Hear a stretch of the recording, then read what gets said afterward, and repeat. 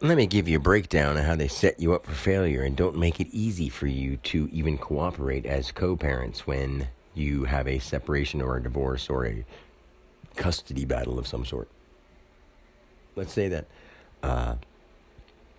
now you have to pay this extra money to. Well, first of all, let's say that you work more because you want to be able to live on your own instead of now you are living with another person. Now you're on your own, and you've got to pay for your own stuff and all your stuff by yourself. So you got to work a little more.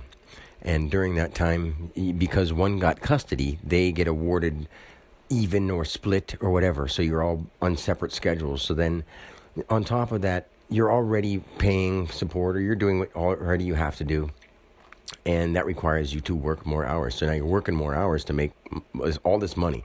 And then you do well and you start getting money. So because you start making more money and finding a way to better yourself, they're like, hey, I can get more. So now you've turned into a bigger payday for them. And they say, oh, you make more so you can give them more. I'm like, no, honestly, I want to spend this money on my kids. But when I only see them once every 2 weeks, I'm not even a material person. So taking them out to go buy some stuff that they don't need, because by this time you've already made me pay the child support. So when I get them, I'm not going to pay all this child support and then want to go spend money on them when I'm still trying to survive or when I'm still trying to pay these bills that they've always given you. So what I'm trying to say here is the government sets you up so that you turn towards each other and it becomes money. It's a big money issue. Say you were in a relationship where you didn't have enough money, or say that you were in a relationship where you had a former marriage or something, and now you're in a new relationship and you're paying child support on the ones before. Now, the person you're with is like, you end up having to give more money to your ex than we get to use.